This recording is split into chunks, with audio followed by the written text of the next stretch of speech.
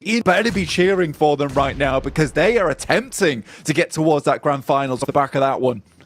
Love the way they played it as well. A lot of confidence in themselves. We'll have time to dissect it later because right now the Carnage news, it seems like Stalwart thrust into a fight versus Falcons. Utility being pulled out all over. Nice nade for close contact, but Siggs eats one as he's blown down onto his last legs, constantly swinging on one another here. A knock will trade beast and slow down the commotion from Stalwart, but the DS inside of the building cleaving its way through them and starting to block off these angles as Falcons scrap into this one to try and survive, but it's looking risky for them. The compound is chock-a-block with carnage right now. Axa has got to bring off a big play here versus Action and Icy. A lot of damage does hit over towards these two players. Action sidesteps it. It's grazing him, but he's still able to finish it off there. The bullets whizzing past his arm, cutting the hairs on his shoulders.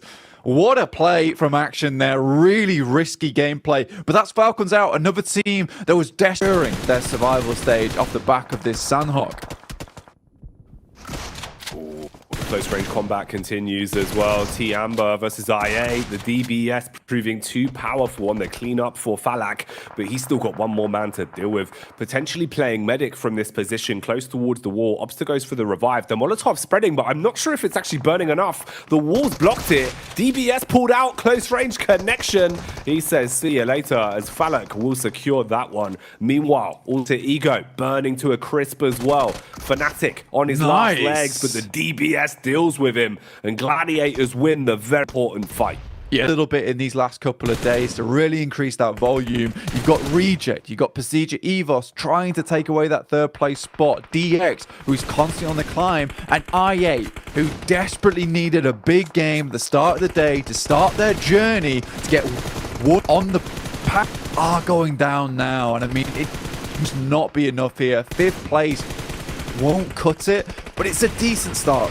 But the averages need to be so much higher. Bump those numbers right now, though. It's Sarah that's starting to soar high as he strikes and does some nice damage on the DX. DX fragment. They go for a two-player push, trying to close the distance between them and Reject. They want to get in their face. Sarah quick switching between both his rifle and his DBS, looking to punish in close quarters combat. Power Jin will expire. He's gone for good now. Sarah still looking for the adjustments. Meanwhile, Chow beckoning Levi's to back up, but they won't let him go for the res. Nice swing from Sarah again as the biceps lay claim to another Elim. They bounces back, Chow! Oh, that's not what you want, Blank. Right on his noggin. Off his head. Streams to bits. That is depressing, but it's delayed them long enough, and Gladiators are just going to mow them down as they leave. But it's Mad Balls, actually, still alive in this situation underneath the coastal edge. Two get knocked for Gladiators. This is unideal. Falak's still going with a 7 eliminations on side. Technically a 1v1v1. This is insane. For IA, we all counted them out, but Falak, the big man on the side of IA, continues forward. Tulika trying to get in position. It's up to Tixie. The supremacy has to come through now. There has got to be a moment of teamwork between these two solos if they want to fight for it, but they know that a second place matters more. They clash amongst themselves. Tulika secures it, gets the guaranteed second place in the bag. Gladiators, they're smiling, chuffed to bits, thinking that they're on the last day, but maybe Tulika has other ideas. Yo! Enough. Kitsune with a DBS brings it home for Gladiators as they do the unfit. Gladiators, you couldn't even see them in the air there.